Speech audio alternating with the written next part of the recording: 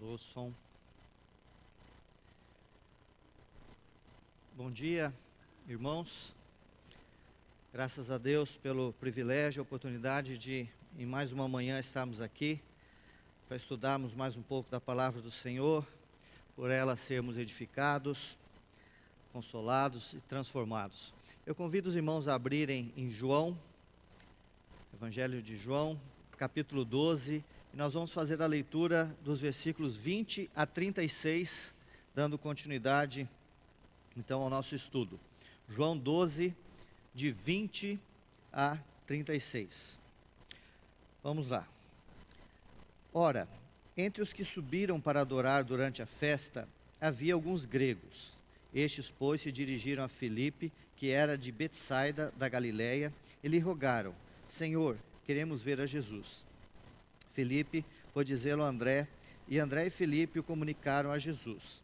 Respondeu-lhes Jesus: É chegada a hora de ser glorificado o Filho do Homem.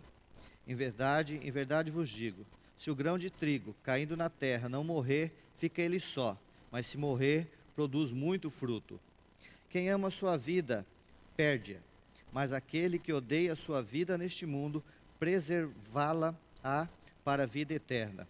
Se alguém me serve, siga-me, e onde eu estiver, ali estará também o meu servo. E se alguém me servir, o Pai o honrará. Agora está angustiada a minha alma. E que direi eu?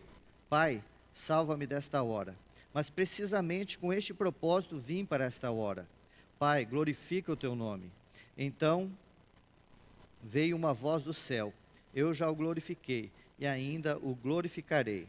A multidão, pois, que ali estava, tendo ouvido a voz, dizia ter havido um trovão. Outros diziam: Foi um anjo que lhe falou. Então explicou-lhe Jesus: Não foi por mim que veio esta voz, e sim por vossa causa.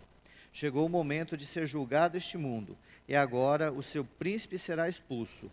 E eu, quando for levantado da terra, atrairei todos a mim mesmo. Isto dizia, significando de que gênero de morte estava para morrer.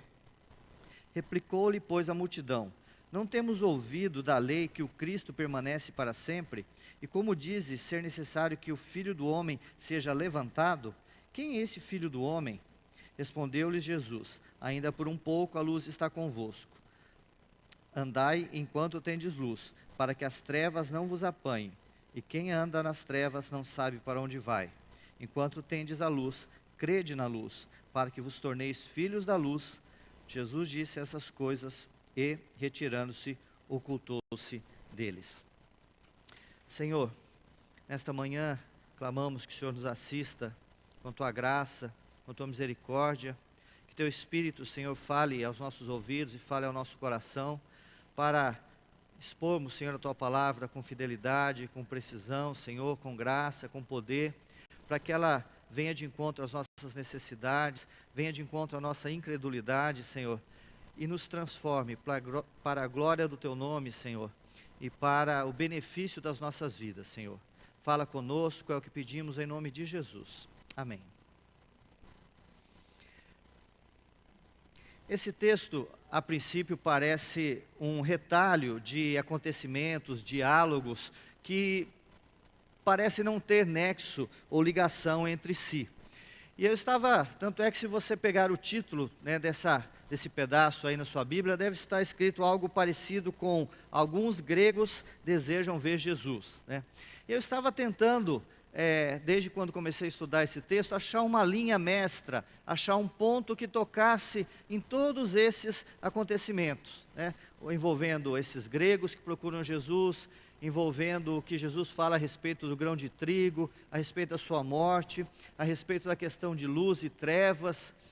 E eu percebi que eles têm algo que toca em todos esses pontos, e foi por isso que eu dei o título à nossa aula desta manhã: O que você deseja, o que você quer da sua vida?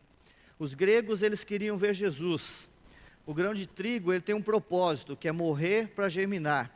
Aquele, segundo Jesus nos diz nesse texto, que quer preservar a sua vida, ele perde-a. Aquele que quer servir a Cristo, ele deve segui-lo. Jesus mesmo, diante do seu sofrimento, ele toma uma decisão, que ele quer glorificar o nome do Pai. E Jesus, ao ser crucificado, sabe que ele está ali então cumprindo o propósito de Deus. Então nós vamos tratar desse texto, cada um com seu ensinamento, cada uma dessas partes com aquilo que o Senhor nos fala especificamente, mas sempre que possível, nós vamos tentar permear esse texto com esse aspecto, demonstrando o quanto é importante, o quanto é necessário, o quanto é imprescindível que nós tenhamos em vista que a nossa vida, o nosso existir, ele tem um propósito claro e específico, que é a glória do Senhor. E somente quando nós tomamos aqueles passos que nos levam para perto do cumprimento desse propósito, quando nós tomamos passos em relação a vivermos segundo o propósito de Deus, é que a nossa vida faz sentido, ela tem utilidade, nós encontramos realmente a vida e não a perdemos. Nós vamos perceber que esse texto, fazendo eco com aquilo que Salomão ensina no livro de Eclesiastes, ele nos mostra que quando nós buscamos a glória de Deus e quando buscamos o sentido da nossa vida, da nossa existência, de tudo que fazemos, pensamos ou agimos, nós encontramos então satisfação, nós encontramos uma razão real e verdadeira para nós estarmos caminhando nessa terra. E pelo contrário, quando nós nos distanciamos do Senhor, do seu propósito, daquilo que Ele tem para cada um de nós, nós passamos a viver, como diz Salomão, em vaidade, inutilmente. E nós vamos ver que Jesus fala bastante claro com a sua vida, com o seu exemplo e com o seu ensino. Ele está aqui, o nosso mestre, às portas da crucificação. Ele entra pela última vez em Jerusalém, foi a aula passada. E neste momento tenebroso, o momento em que a sua alma, nós vamos ver aqui, está angustiada, está perturbada, ele sabe que enfrentará a morte, ele vai então nos ensinar lições extremamente importantes sobre propósito, sobre vida, sobre decisões hoje que refletem na eternidade. Vamos para o texto então, e ele nos começa a dizer que havia ali um grupo de gregos que tinham um desejo. Esses gregos, se vocês olharem aí a própria Bíblia de Genebra, há uma explicação bem clara, dizendo que não se referem a judeus de fala grega, tá? Que nas escrituras são chamados dos helenistas. Se você olhar lá Atos 6:1, essa é a expressão que usa ali, judeus de fala grega que viviam entre eles. Mas são os helenos, ou seja, os gregos realmente gentios, aqueles que não são judeus, mas que temiam ao Senhor. Atos 10:2 fala de Cornélio, que é um desses homens, a Bíblia diz que ele era piedoso e temente a Deus. Atos 13, Paulo está ali pregando, e ele se dirige aos israelitas, e ele fala assim: e vós outros que também temeis a Deus. E finalmente Atos 17:14 usa a seguinte expressão: multidão de gregos piedosos, tá? Então eram realmente gentios. E é muito interessante que o versículo anterior, quando os fariseus estão, de certo modo, fazendo chacota com a entrada triunfal de Jesus em Jerusalém, eles dizem ali: aí vai o rei do mundo, né? E agora, depois dos judeus estarem ali já reconhecendo a Cristo como Messias, os próprios gregos, simbolizando todos os gentios, ou o resto do mundo, vem dizer que realmente aqueles fariseus, ainda que estivessem fazendo chacota, eles estavam dizendo a verdade. Ali estava o rei do mundo. E o texto nos diz que eles estavam ali, esses gregos, com a intenção de adorar. Tá? Havia um pátio dentro do templo, chamado Pátio dos Gentios, e ali era permitido, e somente até ali era permitido que gentios se aproximassem, chegassem ao templo, e ali eles prestassem algum tipo de culto.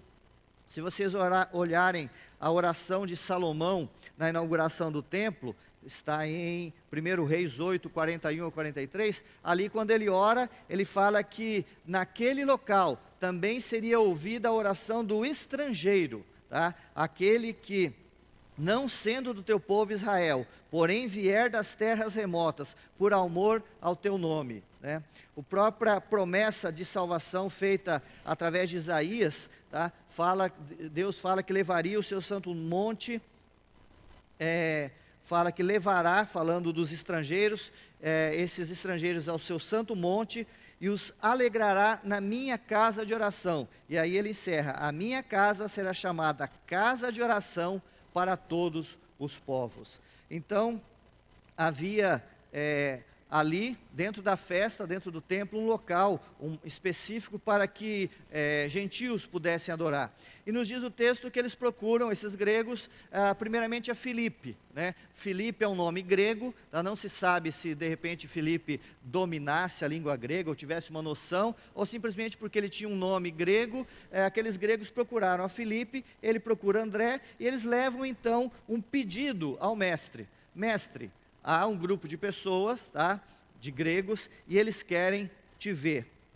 Tá? E é óbvio que não se trata simplesmente de um desejo de olhar para Jesus, né? Na verdade, olhar para Jesus eles poderiam fazer a qualquer momento. Mas essa expressão, ver a Jesus, ela tem claramente a conotação de ter comunhão com Jesus, de estar com Jesus, de ser ensinados por Jesus, de ter ali um momento de proximidade para ouvirem ao Senhor Jesus. Então, eles que estão ali numa festa, né, a festa da Páscoa, uma cerimônia religiosa, eles não se contentam com aquela cerimônia religiosa, mas eles querem ter comunhão com Cristo, ouvir de Cristo a respeito da salvação, ouvir do Senhor a respeito da sua obra, né? E nós vemos no texto que a resposta de Jesus, e aí por isso a gente pode tirar a conclusão de que o assunto, o interesse dos gregos era sobre a salvação, que Jesus, respondendo, então, ele vai falar sobre salvação. E aqueles gregos, então, têm esse desejo. O desejo deles era ter uma comunhão com o Salvador. E esse desejo dos gregos, essa fala, queremos ver Jesus, é interessante que é exatamente deste versículo que Roy Hession se inspira para dar nome àquele livro tão conhecido por nós todos e que pelo menos grande parte de nós já leu mais de uma vez: Queremos Ver a Jesus. E ali, a partir desta fala desses gregos, né, desse desejo, ele desenvolve um livro inteiro maravilhoso, né, cuja leitura e releitura é recomendada a todos. Ele fala que esse desejo, tá, deve ser o desejo mais ardente do coração do crente. Mais do que qualquer outra coisa, nós fomos chamados para sermos filhos de Deus, para nos relacionarmos com Deus na pessoa de Cristo. Tá? Então ali nós somos chamados, desafiados, exortados, animados, né, a buscarmos conhecer a Jesus, ver Jesus, ter comunhão com o nosso Salvador. Né? E aqui, à medida que nós vamos falando, nós já vamos fazendo algumas aplicações, né? Pode ficar a primeira grande pergunta para cada um de nós dessa manhã: o que você veio fazer essa manhã aqui na comunidade? Tá? Se você pudesse fazer um pedido, um só, para a sua vida, tá? E você pudesse agora escrevê-lo num papelzinho, o que você pediria? Tá? Qual que seria o propósito, o desejo, tá? O querer mais profundo, mais intenso, com o qual você daria tudo em troca para ter a consumação ou alcance daquele desejo? Tá? Por que você lê a Bíblia? Por que você vem à igreja? Por que você serve? Por que você participa do corpo? Ainda que nós estejamos e tenhamos com todas essas coisas tantas outras bênçãos, nós não podemos perder de vista em momento nenhum que o nosso chamado, antes de todas essas coisas, é um chamado para nos relacionarmos com Deus. É um chamado para vermos e andarmos com o nosso Senhor, né? Adão, quando peca, ele perde o privilégio, tá, de ter comunhão com Deus, porque os nossos pecados fazem separação entre nós e o nosso Deus. Então, todo aquele plano desenvolvido e consumado, e chegando aqui à consumação do nosso Senhor, é antes de tudo para que Ele recuperasse, para que Ele restaurasse de uma forma justa e santa a possibilidade de nós voltarmos a nos relacionar com Ele. E por isso, na carne de Cristo, no sangue de Cristo, Ele abre para cada um de nós um novo e vivo caminho ao Pai. E esse é o objetivo central do Evangelho. Nós somos livres do inferno, nós temos bênçãos, nós temos comunhão, nós temos irmãos, mas o grande objetivo do Senhor, tá, no seu Evangelho, era trazer de volta, acabar com a inimizade, com a separação que havia entre nós e o nosso Deus em virtude dos nossos pecados. E isso vai acontecer na cruz, quando Cristo paga, leva sobre si todos os nossos pecados, satisfazendo a santa justiça de Deus. Então nós somos chamados, e a nós é aberto a possibilidade de vermos a Jesus, de termos relacionamento com Ele. Então, baseado nesse desejo dos gregos, a primeira coisa que eu posso dizer nessa manhã, e já fazendo uma aplicação, é que cada um de nós possamos, no nosso dia a dia, quando você acorda, quando você abre a palavra, quando você vai para o seu trabalho, quando você faz qualquer coisa, inclusive e principalmente aquelas que você acha que não tem uma conotação espiritual, tá? Mas quando você faz qualquer coisa na sua vida, você educa o seu filho, você se relaciona com a sua esposa, você compra, vende, se diverte, tudo isso deve ser feito de um modo que possibilite você se aproximar de Deus, você glorificar a Deus, você se relacionar com Deus. Esse deve ser o padrão, essa deve ser a medida de todas as coisas na nossa vida.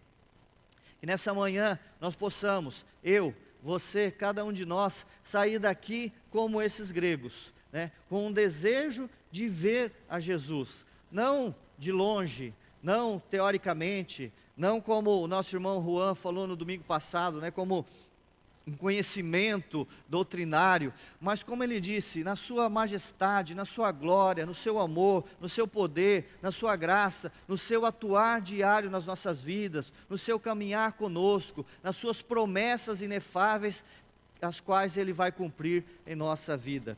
Que esse seja o desejo do meu e do seu coração nessa manhã, possamos realmente, como aqueles irmãos gregos, desejar ver a Jesus, ter comunhão com Ele e conhecê-lo profundamente. Nos diz o texto que Jesus responde, né? Então respondeu-lhes Jesus. Provavelmente, nós não temos detalhe, né? Não há, né? É bem possível que essa resposta então já tenha sido dada na presença desses gregos, né? E ele fala então, Jesus, na sua resposta, nos versículos 23 a 26, que a hora chegou. E eu estou, nos últimos tempos, desde que comecei a olhar esse texto, há umas 3 semanas atrás, eu estou impactado, consolado, ao mesmo tempo,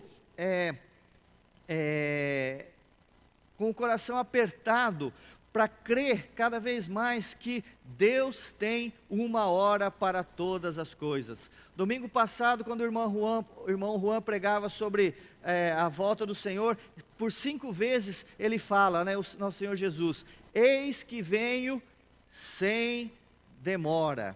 Nós temos que descansar no fato que Deus tem uma hora para todas as coisas, né? No capítulo 7, versículo 30, e no capítulo 8, versículo 20, nós vemos Jesus dizendo que a minha hora não chegou. Então tentaram prendê-lo e ele escapa e fala, a minha hora não chegou. Mas agora ele fala, agora a hora chegou. Conforme Paulo diz, chegou a plenitude dos tempos. O tempo se encheu, nem antes e nem depois. O momento exato em que Deus, na eternidade, planejou e veio desenvolvendo a salvação dos seus filhos. A hora chegou. Isso realmente tem me falado muito, tá? Porque a nossa hora é diferente da hora de Deus. E isso nos causa uma angústia muito grande. Nós até confiamos e cremos que Deus pode fazer tantas coisas que temos pedido, que desejamos, mas a grande questão é que o nosso tempo é diferente do tempo de Deus. E como esperar? É difícil, como esperar nos machuca, como esperar nos faz ver a nossa total incapacidade em relação às coisas que estão ao nosso redor. E nesse sentido eu queria apenas destacar o que Abacuque escreve, inspirado pelo Senhor, em Abacuque 2:3, né? Ele está falando, Deus faz uma promessa de restauração àquele povo que vivia em completa ruína, crise moral, crise financeira, crise política, crise social, e ele fala assim: a visão há de se cumprir, no tempo determinado há de se cumprir, se apressa para o fim e não falhará. Olha que interessante o que Deus fala. Se tardar, o que é esse se tardar? Espera aí, né? Não, disse que não vai tardar, mas ele fala se tardar. Se tardar é a visão do homem.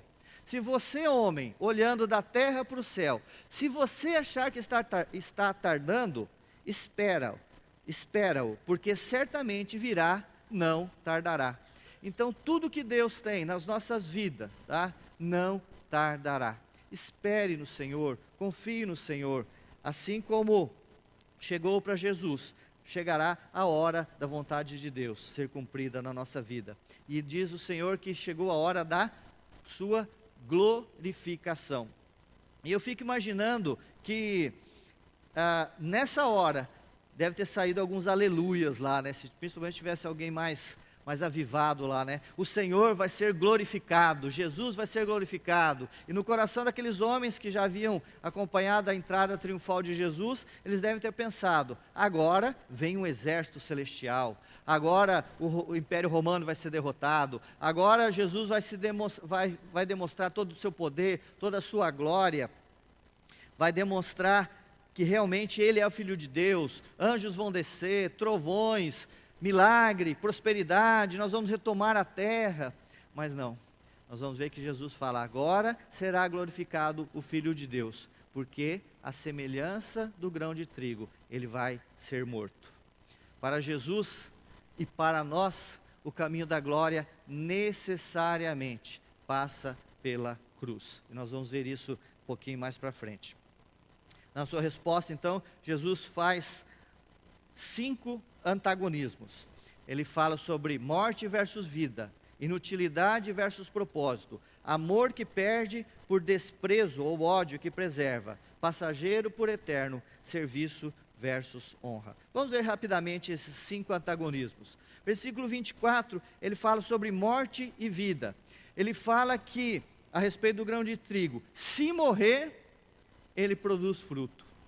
E essa é uma verdade da vida de Cristo e é uma verdade da nossa vida também.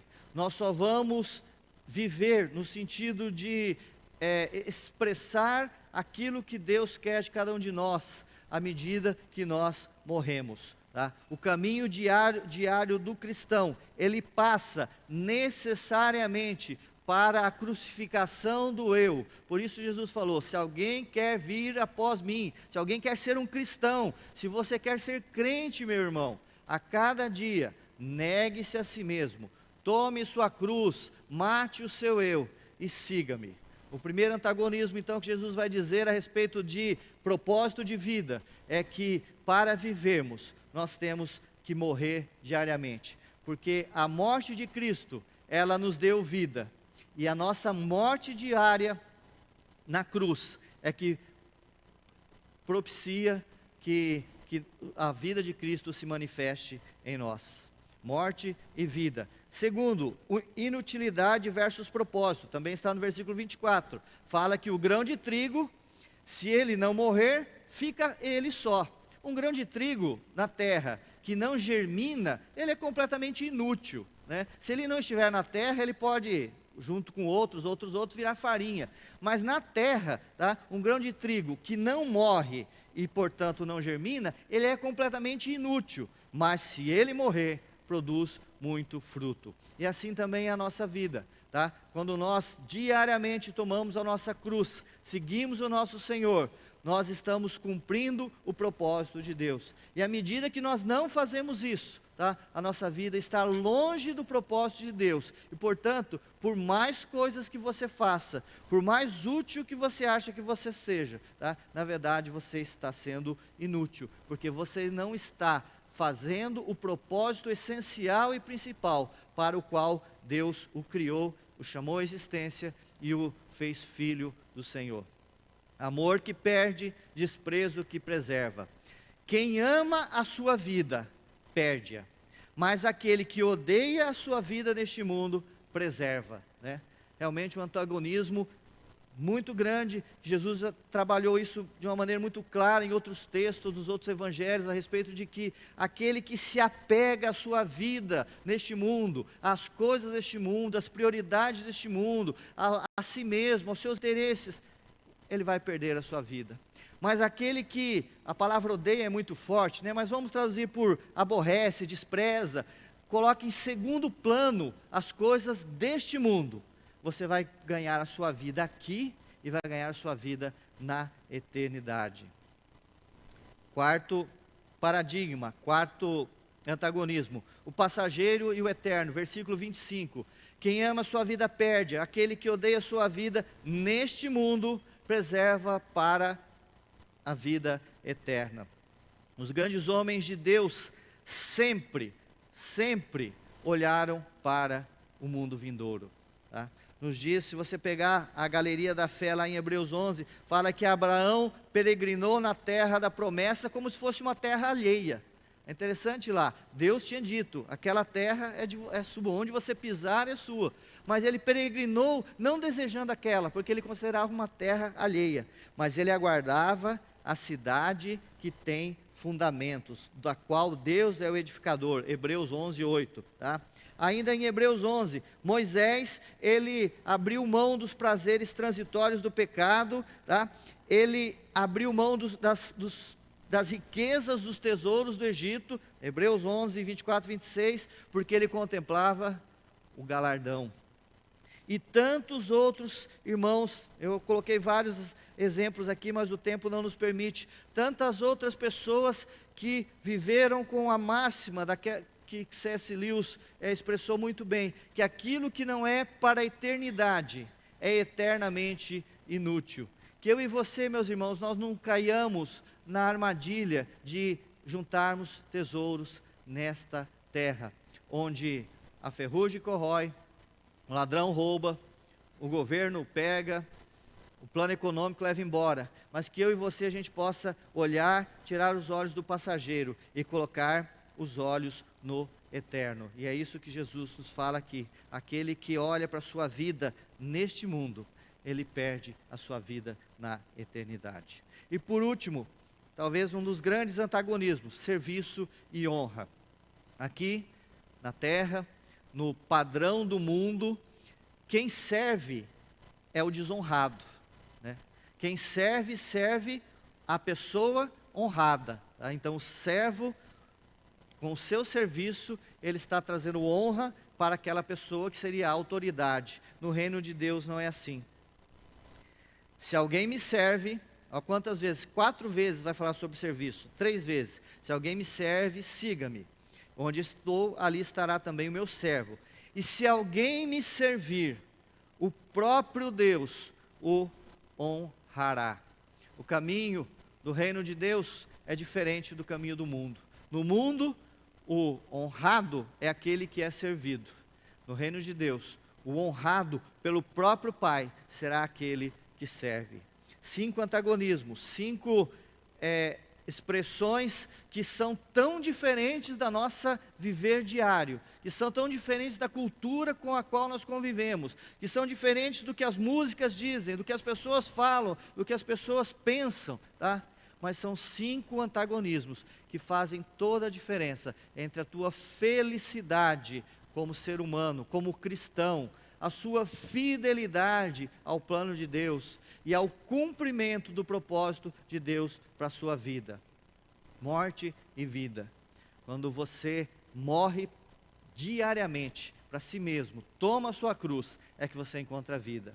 E inutilidade e propósito. Quando você vive conforme o propósito de Deus, você é uma pessoa útil. Fora disso, você não está cumprindo o propósito para o qual Deus o criou. Amor que perde, desprezo que preserva. Quanto mais você se agarrar a esta vida, mais valorizar as coisas deste mundo, mais gastar seu tempo, sua energia, seu dinheiro, seus afetos, seu sono, E tudo que o Senhor coloca nas suas mãos, quanto mais você gastar isso voltado a esta vida, tá? Você vai perder as coisas dessa vida, você vai perder a sua vida. Mas quanto mais você ter essas coisas como menos valiosas do que o próprio Deus e colocá-las em segundo plano, mais você vai preservar a sua vida. Passageiro e eterno, tá? Pense sempre no eterno. Pense no tesouro que ninguém pode tirar de nós. E por último, serviço e honra. No reino de Deus, o maior é aquele que serve. E aquele que serve vai ser, ao final, exaltado, glorificado pelo nosso Senhor. Que tão diferente, tão desafiador para cada um de nós, mas esse é o exemplo que nosso Senhor nos dá nesse texto. E esse é o ensinamento que o Senhor nos dá nessa manhã. Aquele que agarra a sua vida, ele a perde. Aí nos diz o texto, continuando, porque o nosso tempo não para, que depois de explicar, e isso deve ter trazido então à mente do Senhor, o fato de que como aquele grão de trigo, que caindo em terra, morre para dar fruto, deve ter vindo, ou deve ter realçado na mente do Senhor, porque provavelmente isso estava muito forte na sua mente, que ele estava às portas da sua crucificação, da sua entrega voluntária pelos nossos pecados. E nos diz o texto, de 27 a 30, que ele ali então passa por um momento de angústia. Ele confessa ali que está angustiado. Um dos autores que eu li, F.F. Bruce, eu gostei muito do que ele fala a respeito deste momento. Ele fala assim: Jesus não é um ator docético. Docético quer dizer somente aparente, né? Como se ele só tinha aparência de um homem, mas ele não era um homem. Ele era realmente humano. Jesus não era um ator de aparência, né? Um ator docético em uma peça de teatro, desempenhando um papel que ele podia encarar sem sentimentos, porque no fundo não o afetasse. Ele é perfeitamente humano em toda a sua constituição, física, mental, com todos os órgãos, nervos, neurônios, músculos, tecidos, emoções, sentimentos. Jesus estava sujeito às mesmas sensações de dor, tanto física quanto mental, que cada um de nós, ainda que sem pecado, mas ele estava. Calvino fala que ele, Jesus, suportou os mais severos tormentos por nossa conta. Cristo estava vestido não só da nossa carne, mas também de emoções humanas. Suas emoções não estavam maculadas pelo pecado, mas isso não significa que elas não existiam. Jesus necessariamente tinha que passar por todo tipo de emoção, restrição, provação e tentação que um ser humano pode passar, porque nos diz o texto lá de Hebreus que é exatamente por tudo aquilo que ele passou, a nossa semelhança, é que ele pode compadecer-se das nossas fraquezas. Foi ele tentado em todas as coisas, a nossa semelhança, mas sem pecado. Jesus passou por angústia, abandono, traição, decepção, desprezo, tristeza de perder alguém amado, dores na alma e no corpo, para que assim ele possa compadecer-se das nossas fraquezas. E como ele encara essa angústia? Nós vemos aqui, e eu separei pelo menos 4 aspectos que eu gostaria de destacar. Primeiro, ele encara com sinceridade. Jesus é sincero naquele momento. E é interessante que essa sinceridade dele expressar, tá, a sua angústia de alma, ela não tem a ver com Deus, tá, porque Deus conhece e conhece de todos nós, conhecia do seu Filho muito mais, porque é um com ele, o que estava na mente, no coração e no corpo do Filho. Mas essa sinceridade de Jesus verbalizar a sua angústia, foi escrita por nós, foi escrita para nós, para que nós também pudéssemos, no nosso dia a dia, sermos sinceros diante de Deus. Sincero em relação aos nossos fracassos, em relação às nossas lutas, em relação às nossas dores, em relação aos nossos pecados, em relação a todas aquelas coisas que nos afligem, física e mentalmente. Esse foi o motivo pelo qual o Senhor não apenas verbalizou para que João escrevesse, ou o Espírito Santo inspirou João que escrevesse isso, tá? Para o nosso consolo, para a nossa confiança e descanso, que nós não apenas podemos, mas nós devemos, quando estamos em lutas, quando estamos em angústia, sermos sinceros com o nosso Senhor. É interessante que quando Deus está falando com Salomão sobre o seu reino e sobre o templo, ele fala que se Salomão andar conforme andou Davi, com integridade de coração e com sinceridade, o reino de Salomão seria estabelecido, né?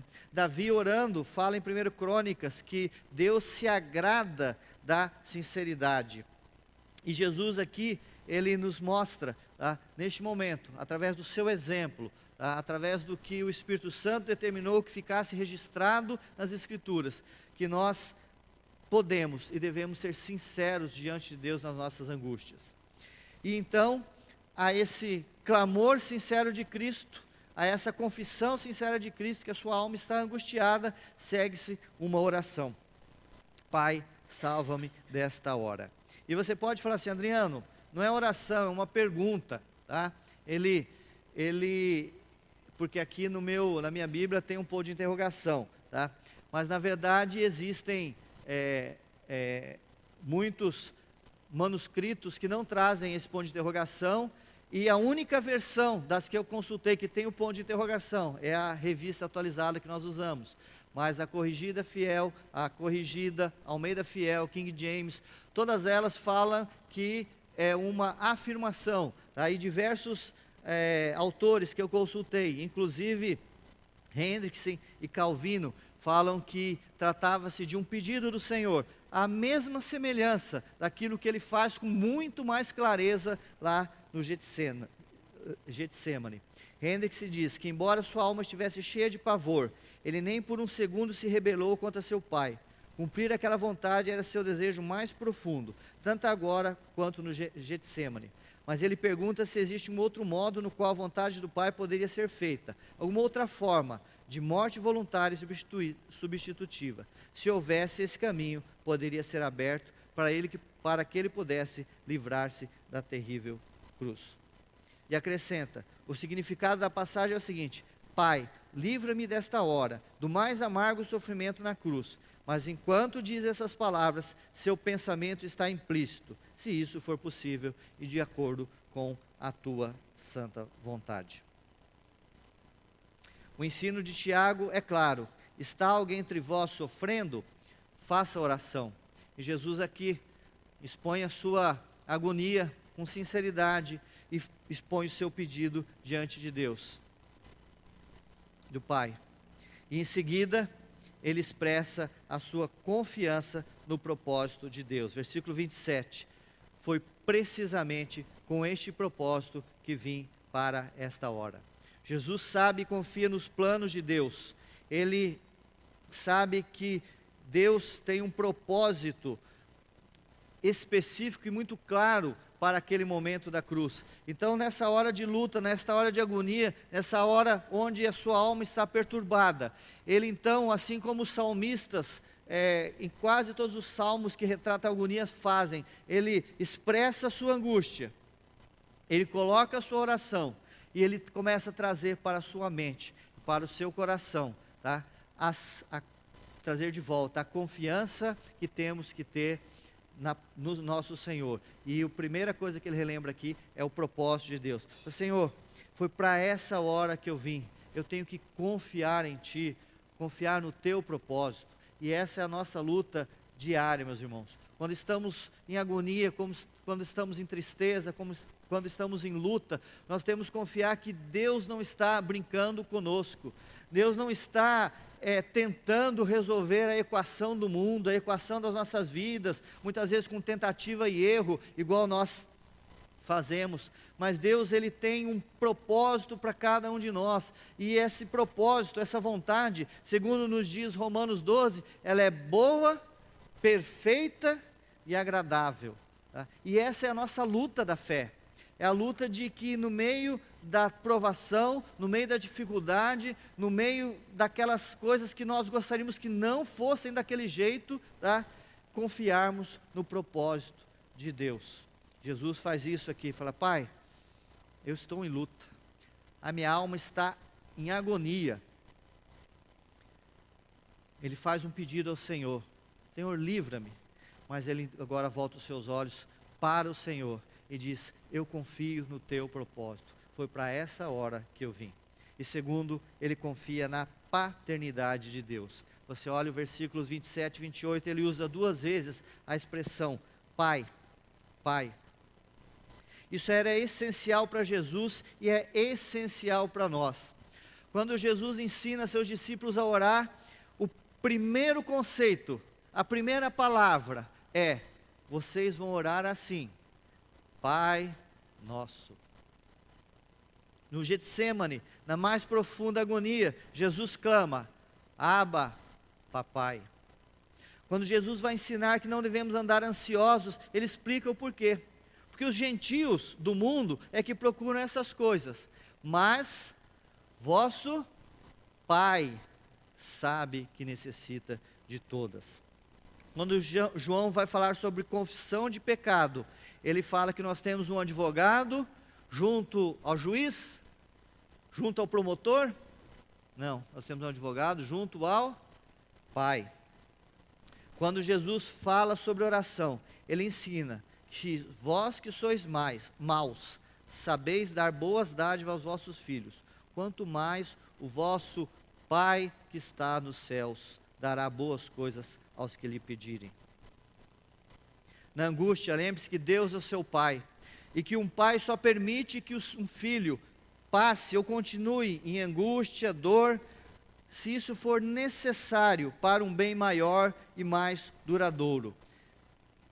E lembre-se que para nós, os filhos de Deus, o sofrimento um dia será substituído pela glória que nos está prometida. E por último, então, Jesus encerra no versículo 28, fazendo um pedido: Pai, glorifica o teu nome.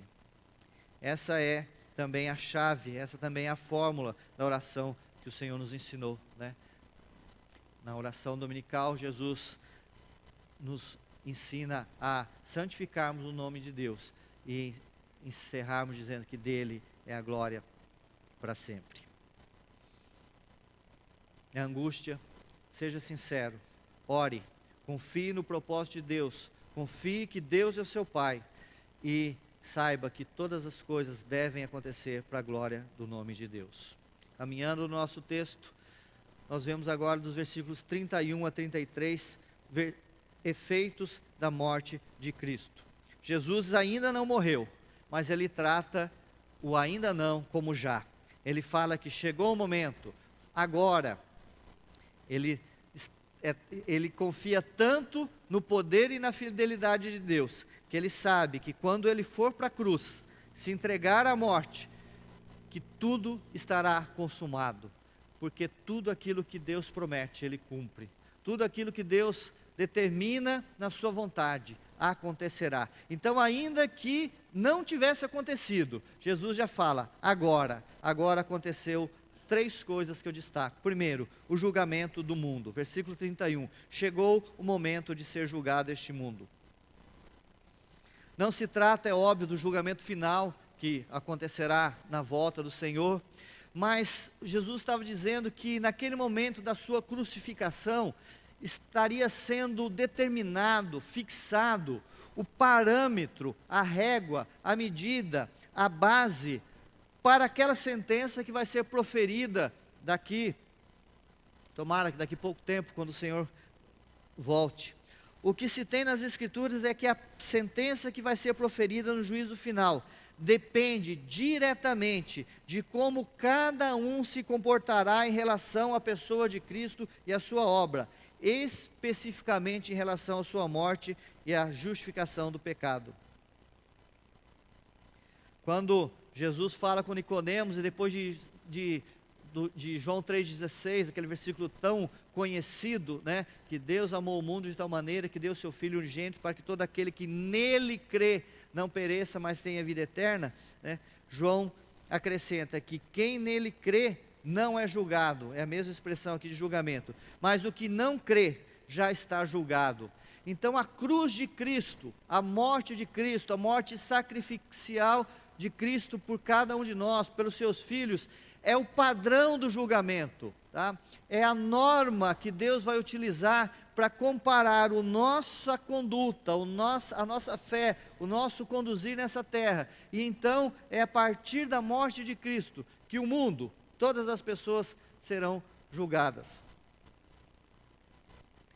De toda e qualquer pessoa no mundo será exigida uma decisão, e por essa decisão será julgado. Quem crê não é julgado, e quem não crê já está julgado.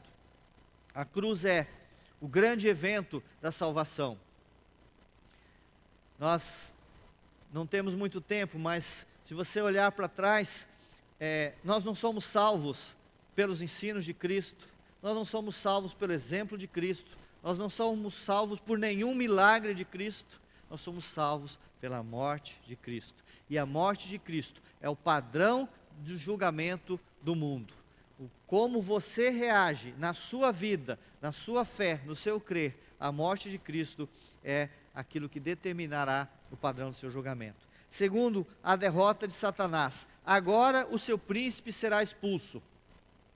O príncipe deste mundo é Satanás. Ele é chamado por Paulo de Deus desse mundo e por príncipe da potestade do ar. É claro, ele não é Deus.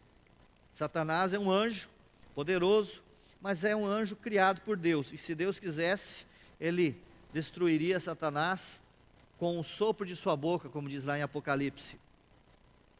Ele será, ao seu tempo, juntamente com os seus comparsas do mal, a besta, o falso profeta, lançado dentro do lago do fogo e enxofre, e Satanás, a besta e o falso profeta serão atormentados de dia e de noite pelos séculos dos séculos. Mas enquanto isso não se consuma, Jesus nos ensina que em virtude da sua morte eminente, e quando eu falo morte, está incluída a sua ressurreição, né? Aquele processo que se iniciava aqui, mas nós vamos nos concentrar na morte. E tudo que se segue, a ascensão, o envio do Espírito Santo, que passa a habitar no cristão, a formação da igreja, a pregação do evangelho a todas as nações. Com isso, se inicia uma nova era, um novo momento, um novo modelo de governo neste mundo, no qual a obra, a influência de Satanás é diminuída, é retirada. Por isso ele fala, agora é expulso Satanás. Não significa que Satanás não age mais na terra. Efésios 6 fala da nossa luta de tomarmos a armadura de Deus. No entanto, a cruz foi o triunfo de Jesus sobre o pecado e a morte, Satanás e todos os seus principados e potestades. Por isso Jesus, que naquela hora da sua morte, o príncipe deste mundo foi expulso. E Colossenses 2, 14 e 15, vem de encontro a esse ensinamento do mestre, quando fala que na sua crucificação, Jesus cancelou o escrito da dívida, encravando-o na cruz, e aí encerra Paulo, despojando os principados e potestades, publicamente os expondo ao desprezo, triunfando deles na cruz. A cruz é o triunfo de Cristo e dos cristãos sobre o pecado, e é a derrota de Satanás, é a expulsão de Satanás. E por último, nos fala que um efeito da cruz é Deus atraindo os homens com seu amor. Nos diz o versículo 32, que quando for levantado, o Filho do Homem, né, Jesus, atrairá todos a mim. No versículo 33 ele explica que ser levantado é ser crucificado. Jesus estava falando a respeito do gênero de morte que ele teria. Ele já tinha usado a expressão, né, assim como a serpente foi levantada por Moisés no deserto, convém que o Filho do Homem seja levantado. Então a expressão é aqui, quando eu for crucificado, levantado naquela cruz, eu vou atrair os homens a mim mesmo, né? E o que significa atrair os homens, né? Os homens serão atraídos. É que a cruz é o centro do universo.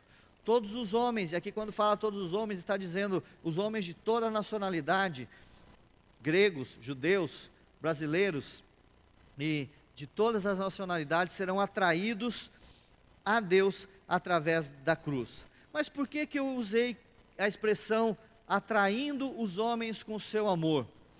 Porque é impressionante, e eu quando começo a olhar essas coisas na palavra, eu me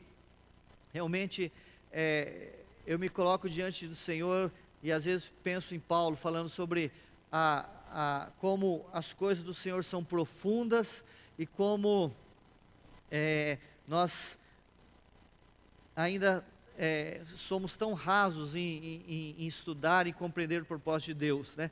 Quando você olha no Velho Testamento, 2 textos onde são usadas essa expressão atrair, tá? Que é o mesmo verbo aqui que Jesus utiliza, nós vamos ver que essa palavra é utilizada em 2 momentos de extrema demonstração de amor de Deus por pessoas rebeldes. Um dos lugares onde esse verbo atrair, que é usado aqui por Cristo, é quando Jesus fala de Israel como um filho rebelde. Oséias 11, de 1 a 4. Ele fala assim: eu chamei meu filho do Egito, falando de mim, falando de você, né, falando, né, de todos aqueles que são chamados pelo Senhor. E quanto mais eu os chamava, mais eles se iam da minha presença. Parece a nossa história, é a nossa história. E aí ele fala assim: atraí-os com cordas humanas, com laços de amor. É o mesmo verbo, tá? Lá no Velho Testamento, Deus já dizendo: olha, eu atraí vocês, Israel, com laços de amor. E finalmente, aquele texto que mais mostra realmente o amor de Deus atraindo os homens, também em Oséias, quando Deus usa aquele exemplo de uma prostituta, né, e determina que o profeta se case com uma prostituta. E ali, aquela prostituta, depois de que Deus fala a respeito dos pecados daquela mulher, da sua contaminação com outros homens, com outros deuses, ele fala assim: eis que eu a atrairei, é o mesmo verbo, e a levarei para o deserto. O que ele vai fazer, será lá no deserto, né? Será que vai castigá-la? E diz o texto: e lhe falarei ao coração, desposar-te-ei comigo para sempre. Aquela cruz nos atrai, porque ali é a demonstração cabal, profunda, total, incontroversa, que Deus nos ama. E Ele nos ama a tal ponto que Ele deu o seu Filho, João 3,16, para que todo aquele que nele crê não pereça, mas tenha a vida eterna. A cruz, a morte de Cristo, ela traz julgamento para o mundo, porque é o padrão de Deus para definir quem crê e quem não crê, quem é salvo e quem não é salvo. Ela representa ali a derrota de Satanás. Naquela cruz, Satanás foi derrotado, o poder da morte lhe foi retirado, o medo da morte deixou de existir. Nós já ouvimos aqui tantas vezes, né? A morte da morte de Cristo. Na cruz foi rasgada aquela nota promissória que era contra nós e que nos poderia ser cobrada. E na cruz, Deus demonstrou de maneira cabal, profunda, tremenda, o seu amor para cada um de nós. E por isso, a cruz de Cristo é aquilo que nos atrai. Você pode desejar o céu, você pode ter medo do inferno, você pode desejar bênçãos do Senhor, e Ele promete tudo isso para cada um de nós. Mas a grande atração que nós temos que ter por Cristo é o amor dele demonstrado naquela cruz. Se isso não te atrair, meu irmão, se o amor de Cristo, o próprio Deus que se esvaziou, sofreu, passou tudo o que passou, suportou a ira de Deus naquela cruz, se isso não atrair você a Cristo, tá? Não há medo de inferno, não há promessa de céu e nenhuma outra bênção que pode quebrar o seu coração. E então, depois de falar dos efeitos da morte de Cristo, Jesus, como que mudando, né, de novo de assunto, né, parece que vai para lá, vai para cá, mas tudo tem uma linha mestre. Ele vai falar a respeito de luz e trevas, e assim a gente caminha para o final. ele fala que a luz ficará por pouco tempo. E a luz é Jesus, né? Se você olhar aí em João, tem pelo menos umas 8 referências que Jesus se refere a si mesmo como sendo a luz do mundo. E ele fala assim, olha, eu coloquei para vocês algumas verdades, tá? Os gregos, eles queriam me ver. Eu falei do propósito da minha vida. Eu falei que se vocês quiserem amar a vida de vocês e preservá-la, vocês vão perder.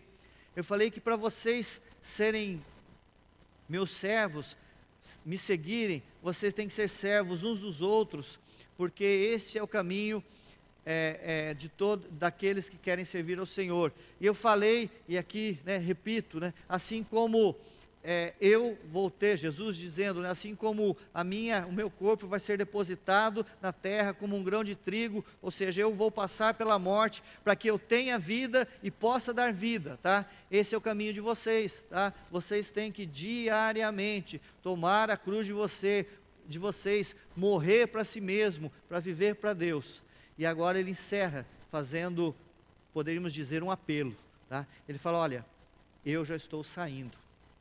Eu, a luz do mundo, vou ficar aqui por um breve tempo. Ele fala que por pouco tempo a luz estará com ele, né? Isso já pode ser aplicado aqui para a gente, né? Nós sabemos que o nosso tempo, ele um dia vai se encerrar, né? Não sabemos quando, não sabemos quanto tempo temos ainda, mas a oportunidade, ela ficará por pouco tempo, tá? E nos diz aqui Jesus que as trevas apanharão os homens, tá? Aqueles que não se decidirem pela luz, tá? Andarem na luz, serão apanhados nas trevas. Por isso então Jesus encerra dizendo para aqueles homens que eles aproveitem a oportunidade. A expressão enquanto é usada 2 vezes por Jesus, versículos 35 e versículo 36. Jesus então está dizendo, olha, aproveitem. Vocês que querem me ver, aproveitem. E vocês que não têm esse desejo, olha, eu vou ficar aqui por pouco tempo, tá? Dentro em breve, eu que sou a luz do mundo, não vou estar mais aqui, e vocês vão ficar em trevas, né? E essa é uma aplicação que nós podemos fazer para as nossas vidas. Assim como nos dias de Noé, assim será também para nós. Seja porque nós iremos ao Senhor, seja porque o Senhor virá para nós. Jesus exorta aqueles ouvintes, e por isso também nos exorta para aproveitarmos o agora, o enquanto, o ainda, para que através dele nós nos tornemos filhos de Deus. Depois de Jesus alertar que a luz seria tirada e que as trevas os apanhariam, e que por isso eles deveriam aproveitar a oportunidade, diz o texto que ele retirou-se e ocultou-se deles. Podemos encerrar aproveitando esses minutos finais, relembrando as 3 aplicações, né? O que você quer da sua vida? O que, lá no fundo, diariamente, constantemente, te impulsiona, te motiva, dá sentido ao que você faz, ao que você pensa? Ver Jesus, ter comunhão com Ele, glorificar a Deus, cumprir o seu propósito? Que eu e você possamos sair daqui nessa manhã pensando nisso, tá? O que você quer da sua vida, tá? No curto prazo, né? O que você quer hoje à tarde? O que você quer da sua vida? Hoje à noite, essa semana, né? O que você quer, pensando no longo prazo, né? Quando você estiver, né? Uns já estão mais perto, como eu, né? Lá com a sua velhice, né? Você quer ver que daqui 5, 10, 20, 30 anos, você se aproximou mais de Deus do que você está hoje? O seu objetivo daqui 30 anos é ter bens para deixar para os seus filhos, ter uma situação tranquila? Não que, volto a dizer, você não possa procurar isso. Mas quando você coloca essas coisas acima de ter relacionamento com Deus, você está perdendo o propósito da sua vida. Agora, quando você coloca relacionar-se com Deus, conhecer a Deus na face de Cristo, como o grande propósito da sua vida, tá? Todas as outras coisas ganham sentido e se encaixam. Lembre-se dos antagonismos. É morrendo diariamente que nós vivemos. É através da cruz diária que a vida de Cristo se manifesta em nós. Lembre-se que todos nós temos um propósito, e quando você não vive para esse propósito, você está vivendo uma vida inútil. Lembre que amar a própria vida, quando nós amamos a própria vida, nós vamos perdê-la. Mas quando nós colocamos a nossa vida, os nossos interesses em segundo lugar, nós vamos preservar. Lembre-se do passageiro e do eterno. Tá? Não se agarre com o que é passageiro. Não se agarre àquilo que amanhã não existe mais, mas se agarre àquilo que é para a eternidade. Por último, serviço e honra. O caminho do cristão é ser servo. E por último, e aí nós encerramos, quando você estiver em luta, lembre-se do exemplo e do ensinamento de Cristo. Seja sincero. O Senhor valoriza e deseja a nossa sinceridade. Deus nunca vai se decepcionar com você. Tá? Ele sabe quem você é, profundamente. Tá? Mas o caminho da sinceridade, tá? É o caminho para proporcionar que Deus trabalhe nas nossas vidas. Tá? Ele nunca vai trabalhar na sua vida se você não. Ele sempre exige que nós tenhamos consciência da nossa doença, para que Ele, como médico dos médicos, possa vir em nosso socorro. Lembre-se da oração. Está sofrendo? Faça a oração. E lembre-se de confiar no nosso Deus, tá? Nos propósitos de Deus e na paternidade do nosso Deus. Que essa palavra que teve que ser dita em tão pouco tempo, tão profunda, tanta coisa, que ela possa ficar na sua mente, possa descer ao seu coração e trazer vida, trazer luz, trazer direcionamento na sua vida e principalmente trazer glória ao nome do nosso Deus. Vamos orar? Senhor, nós te louvamos nessa manhã pela tua palavra. Te louvamos, Senhor, por tudo que foi registrado na Escritura, que para nosso ensino e para nosso consolo foi registrado, Senhor.